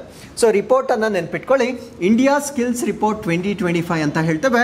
ಸೊ ಇದು ನಮ್ಮ ಭಾರತ ದೇಶದಲ್ಲಿ ಎಂಪ್ಲಾಯಬಿಲಿಟಿ ಅಂದ್ರೆ ಅವರಿಗೆ ಉದ್ಯೋಗ ಕೊಡ್ಲಿಕ್ಕೆ ಅವರಿಗೆ ಎಷ್ಟು ಕೌಶಲ್ಯ ಇದೆ ಸೊ ಅದರ ಮೇಲೆ ಒಂದು ಸ್ಟ್ಯಾಟಿಸ್ಟಿಕ್ಸ್ ಅನ್ನ ಬಿಡುಗಡೆ ಮಾಡಿರ್ತಾರೆ. ಸೊ ಈ ಒಂದು ರಿಪೋರ್ಟ್ ಅನ್ನ ಪಬ್ಲಿಷ್ ಮಾಡಿರ್ತಕ್ಕಂಥವರು ಒಂದು ಟ್ಯಾಲೆಂಟ್ ಅಸೆಸ್ಮೆಂಟ್ ಏಜೆನ್ಸಿ ಅಂತ ಕರಿತೇವೆ. ಅಂದರೆ ಒಂದು ಟ್ಯಾಲೆಂಟನ್ನು ಅದನ್ನು ಅಸೆಸ್ ಮಾಡಿ ಬಿಡುಗಡೆ ಮಾಡ್ತಕ್ಕಂಥ ಒಂದು ಏಜೆನ್ಸಿ ಆಗಿರುತ್ತೆ.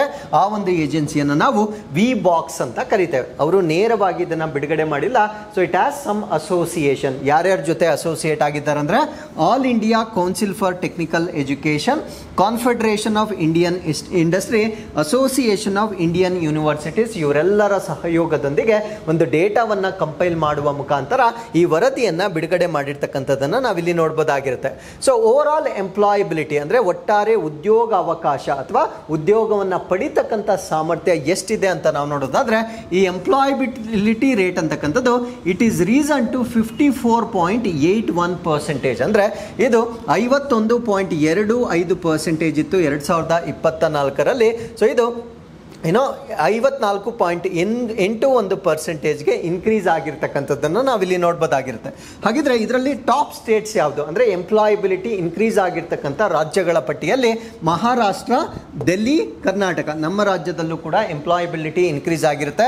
ಆಂಧ್ರ ಪ್ರದೇಶ್, ಸೊ ಇವೆಲ್ಲ ಕೂಡ ಲೀಡಿಂಗ್ ಸ್ಟೇಟ್ಸ್ ಆಗಿರ್ತವೆ, ಇನ್ಕ್ಲೂಡಿಂಗ್ ಕೇರಳ.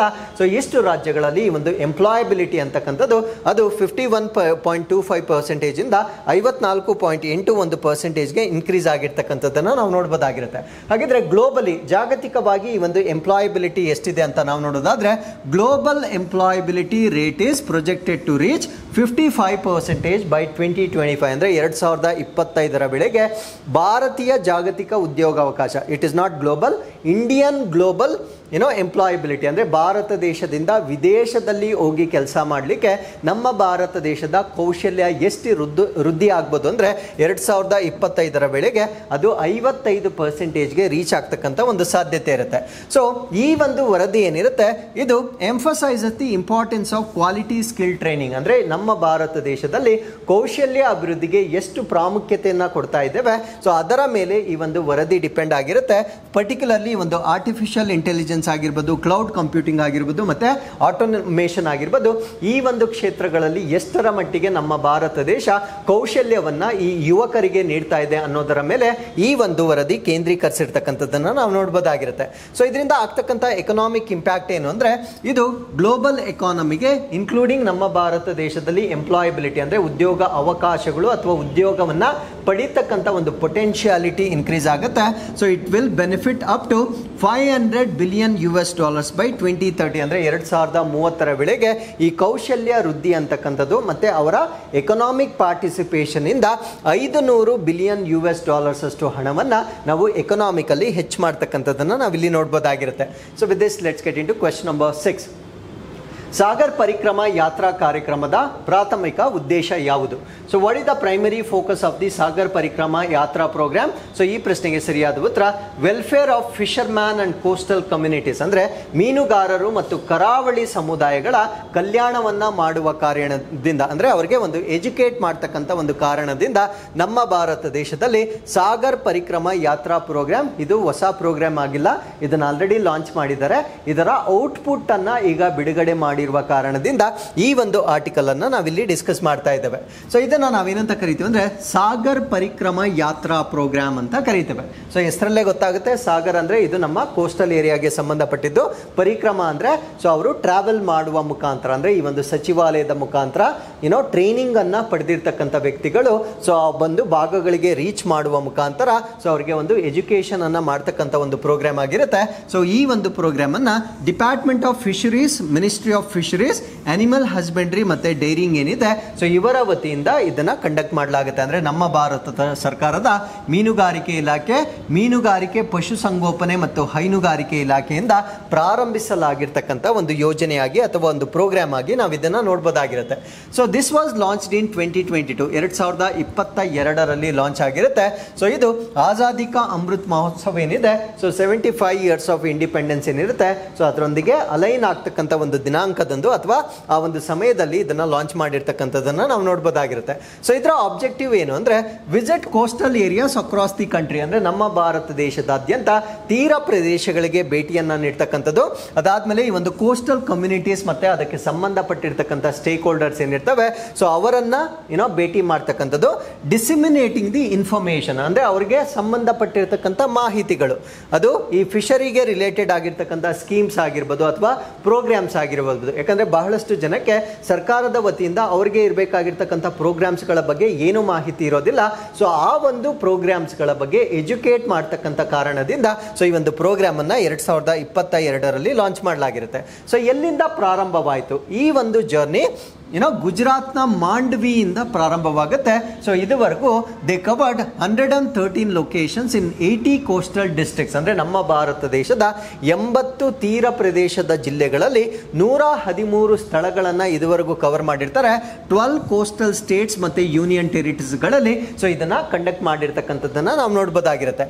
ಸೊ ಈ ಒಂದು ಯಾತ್ರೆ ಏನಿದೆ ಇಟ್ ಕನ್ಕ್ಲೂಡೆಡ್ ಅಟ್ ಗಂಗಾಸಾಗರ. ಅಂದರೆ ಎಲ್ಲಿ ಇದನ್ನು ಅಂತಿಮಗೊಳಿಸಿರ್ತಾರೆ ಅಂದರೆ ವೆಸ್ಟ್ ಬೆಂಗಾಲ್ನಲ್ಲಿರ್ತಕ್ಕಂಥ ಗಂಗಾಸಾಗರದಲ್ಲಿ ಜನವರಿ 11, 2024ರಲ್ಲಿ ಇದನ್ನ ಅಂತಿಮಗೊಳಿಸಿರ್ತಾರೆ. ಸೊ ಟೋಟಲ್ 7,440 ಕಿಲೋಮೀಟರ್ಸ್ ಅನ್ನ ಈ ಒಂದು ಯಾತ್ರೆಯಲ್ಲಿ ಕವರ್ ಮಾಡಿರ್ತಕ್ಕಂಥದ್ದನ್ನ ನಾವಿಲ್ಲಿ ಗಮನಿಸಬಹುದಾಗಿರುತ್ತೆ. So with this let's get into question number 7. ಭಾರತೀಯ ನೌಕಾಪಡೆಯ ಮೊದಲ ಪರಮಾಣು ಜಲಾಂತರ್ಗಾಮಿ ನೆಲೆಯ ಹೆಸರೇನು? So what is the name of the Indian navy's first nuclear submarine base? ಅರ್ಥ ಮಾಡ್ಕೊಳ್ಳಿ, ಇದು ನ್ಯೂಕ್ಲಿಯರ್ ಸಬ್ಮೆರೈನ್ ಅಲ್ಲ, ಸಬ್ಮೆರೈನ್ಗಳನ್ನು ಸ್ಟೋರ್ ಮಾಡ್ತಕ್ಕಂಥ ಒಂದು ಬೇಸ್ ಅಥವಾ ನೆಲೆಯನ್ನು ನಮ್ಮ ಭಾರತ ದೇಶದಲ್ಲಿ ಈಗ ಅಭಿವೃದ್ಧಿಪಡಿಸಿರ್ತಾರೆ. ಸೊ ಇದಕ್ಕೆ ಏನಂತ ಹೆಸರಿಟ್ಟಿರ್ತಾರೆ ಅಂದರೆ INS ವರ್ಷ ಅಂತ ಹೆಸರಿಟ್ಟಿರ್ತಾರೆ. ಇಲ್ಲಿ ಇಂಡಿಯನ್ ನೇವಲ್ ಶಿಪ್ ಅಂತಾನೆ ಬರುತ್ತೆ, ಬೇಸ್ಗೂ ಕೂಡ INS ಈ ಪ್ರಿಫಿಕ್ಸ್ ಅನ್ನೇ ಯೂಸ್ ಮಾಡಿರ್ತಕ್ಕಂಥದ್ದನ್ನು ನಾವು ನೋಡ್ಬೋದಾಗಿರುತ್ತೆ. ಸೊ INS ಅನ್ನು ನೋಡಿ ಕನ್ಫ್ಯೂಷನ್ ಆಗಬಾರ್ದು, ಇದು ಇಂಡಿಯನ್ ನೇವಲ್ ಶಿಪ್ ಆಗಿರೋದಿಲ್ಲ, ಇದೊಂದು ಬೇಸ್ ಆಗಿರುತ್ತೆ ಪ್ರಾಬಬಲಿ. ಸೊ ಈ ಒಂದು ಇದೇ ಹೆಸರಿನಲ್ಲಿ ಆ ಒಂದು ಬೇಸನ್ನು ಕ್ರಿಯೇಟ್ ಮಾಡಿರ್ತಕ್ಕಂಥದ್ದನ್ನು ನಾವು ನೋಡ್ಬೋದಾಗಿರುತ್ತೆ. For example like this. So ಈ ಥರ ಇರುತ್ತೆ, ಇದರ ಮೇಲೆ ನಾವು ಈ ಒಂದು ಬೇಸನ್ನು ಕ್ರಿಯೇಟ್ ಮಾಡಿರ್ತಕ್ಕಂಥದ್ದನ್ನು ನಾವು ನೋಡ್ಬೋದಾಗಿರುತ್ತೆ. ಇದನ್ನು ನಾವು Indian navy's first nuclear submarine base ಅಂತ ಕರೀತೇವೆ. ಅಂದರೆ ನಮ್ಮ ಭಾರತ ದೇಶದ ನೌಕಾಪಡೆಯ ಮೊಟ್ಟ ಮೊದಲ ಪರಮಾಣು ಜಲಾಂತರ್ಗಾಮಿ ನೆಲೆಯನ್ನು ಸೊ ನಮ್ಮ ಭಾರತ ದೇಶದಲ್ಲಿ ಈಗ ಡೆವಲಪ್ ಮಾಡ್ತಿರ್ತಕ್ಕಂಥದ್ದನ್ನು ನಾವು ನೋಡ್ಬೋದಾಗಿರುತ್ತೆ. ಸೊ ಇದಕ್ಕೆ ಏನಂತ ಹೆಸರಿಟ್ಟಿರ್ತಾರೆ ಅಂದರೆ INS ವರ್ಷ ಅಂತ ಇದಕ್ಕೆ ಹೆಸರಿಟ್ಟಿರ್ತಾರೆ. ಸೊ ಇದನ್ನು ಮುಂದಿನ 2 ವರ್ಷಗಳಲ್ಲಿ ನೆಕ್ಸ್ಟ್ 2 years ಅಲ್ಲಿ ಅದು ಕಾರ್ಯಾಚರಣೆಗೆ ಬರ್ತಕ್ಕಂಥ ಒಂದು ಸಾಧ್ಯತೆ ಇರುತ್ತೆ. ಸೊ ಇದನ್ನ ಎಲ್ಲಿ ಡೆವಲಪ್ ಮಾಡಿರ್ತಾರೆ ಅಂದ್ರೆ ಆಂಧ್ರ ಪ್ರದೇಶದ ಹತ್ರ ಒಂದು ಹಳ್ಳಿ ಇರುತ್ತೆ, ಆ ಒಂದು ಹಳ್ಳಿಯನ್ನು ನಾವು ರಾಮ್ಬಿಲ್ಲಿ ಅಂತ ಹೇಳ್ತೇವೆ. ಸೊ ಈ ಒಂದು ರಾಮ್ಬಿಲ್ಲಿ ಹಳ್ಳಿಯ ಹತ್ತಿರ ಸೊ ಈ ಒಂದು ನೇವಲ್ ಬೇಸ್ ಅನ್ನ ಡೆವಲಪ್ ಮಾಡಿರ್ತಕ್ಕಂಥದ್ದನ್ನ ನಾವು ನೋಡ್ಬೋದಾಗಿರುತ್ತೆ. ಸೊ ಇದರ ಆಪರೇಷನಲ್ ಕೆಪಾಬಿಲಿಟೀಸ್ ಅಥವಾ ಕಾರ್ಯಾಚರಣೆಯ ಸಾಮರ್ಥ್ಯಗಳು ಎಷ್ಟಿದೆ ಅಂತ ನಾವು ನೋಡೋದಾದ್ರೆ ಸೊ ಇದು nuclear attack submarines will provide the Indian navy with unique capability to stay under water indefinitely. ಅಂದರೆ ನಮ್ಮ ಭಾರತ ದೇಶದ ಈ ಪರಮಾಣು ದಾಳಿ ಜಲಾಂತರ್ಗಾಮಿ ನೌಕೆಗಳೇನಿರ್ತವೆ ಅಂದರೆ ನ್ಯೂಕ್ಲಿಯರ್ ವೆಪನ್ಸ್ ಏನಿರ್ತವೆ ಅವುಗಳು ಅನಿರ್ದಿಷ್ಟವಾಗಿ ನೀರಿನ ಅಡಿಯಲ್ಲಿ ಉಳಿಯಬಹುದು. ಅಂದರೆ ಎಷ್ಟು ವರ್ಷಗಳಾದರೂ ಪರವಾಗಿಲ್ಲ, ಅದನ್ನ ಅಂಡರ್ ವಾಟರ್ ಅಂದರೆ it will not be visible to anybody. So ನೀರಿನ ಒಳಗಡೆ ಇಂಡೆಫಿನೆಟ್ ಟೈಮ್ಗೆ ಅದನ್ನು ನಾವು ಸ್ಟೋರ್ ಮಾಡಬಹುದಾಗಿರುತ್ತೆ.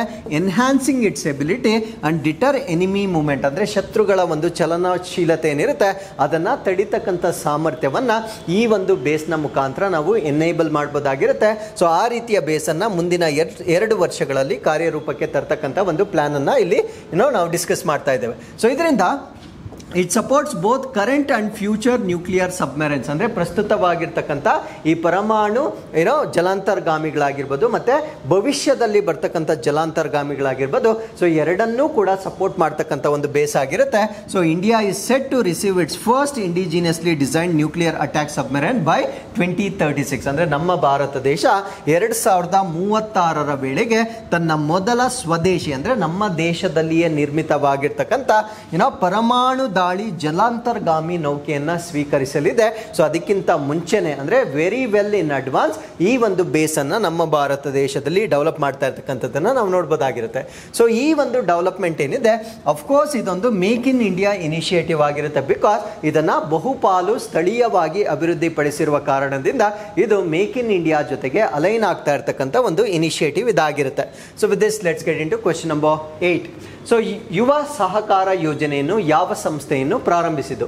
ದ ಯುವ ಸಹಕಾರ scheme was launched by which organisation? So ಈ ಒಂದು ಸ್ಕೀಮನ್ನು ನಾವೇನಂತ ಕರಿತೀವಿ ಅಂದರೆ ಯುವ ಸಹಕಾರ ಸ್ಕೀಮ್ ಅಂತ ಹೇಳ್ತೇವೆ. ಸೊ ಇದನ್ನು NCDC ಅಂದರೆ ರಾಷ್ಟ್ರೀಯ ಸಹಕಾರ ಅಭಿವೃದ್ಧಿ ನಿಗಮ ಅಥವಾ ನ್ಯಾಷನಲ್ ಕೋಆಪರೇಟಿವ್ ಡೆವಲಪ್ಮೆಂಟ್ ಕಾರ್ಪೊರೇಷನ್ ವತಿಯಿಂದ ಇದನ್ನು ಪ್ರಾರಂಭ ಮಾಡಿರ್ತಕ್ಕಂಥದ್ದನ್ನ ನಾವು ನೋಡ್ಬೋದಾಗಿರುತ್ತೆ. ಸೊ ಈ ಒಂದು ಸ್ಕೀಮನ್ನು ನಾವು ಯುವ ಸಹಕಾರ ಸ್ಕೀಮ್ ಅಥವಾ ಯುವ ಸಹಕಾರ ಯೋಜನೆ ಅಂತ ಕರೀತೇವೆ. ಇದು ಯೂತ್ ಫ್ರೆಂಡ್ಲಿ ಇನಿಷಿಯೇಟಿವ್ ಆಗಿರುತ್ತೆ, ಅಂದ್ರೆ ಯುವ ಸ್ನೇಹಿ ಉಪಕ್ರಮವಾಗಿರುತ್ತೆ. ಸೊ ಇದನ್ನ national cooperative development corporation under ministry of cooperation, ಅಂದ್ರೆ ನಮ್ಮ ಭಾರತ ದೇಶದ ಸಹಕಾರಿ ಸಚಿವಾಲಯದ ಅಡಿಯಲ್ಲಿ ಬರ್ತಕ್ಕಂಥ ರಾಷ್ಟ್ರೀಯ ಸಹಕಾರ ಅಭಿವೃದ್ಧಿ ನಿಗಮದ ಅಡಿಯಲ್ಲಿ ಯುವ ಸ್ನೇಹಿ ಉಪಕ್ರಮವಾಗಿರುತ್ತೆ. ಈ ಒಂದು ಉಪಕ್ರಮವನ್ನು ನಾವು ಯುವ ಸಹಕಾರ ಯೋಜನೆ ಅಂತ ಕರೀತೇವೆ.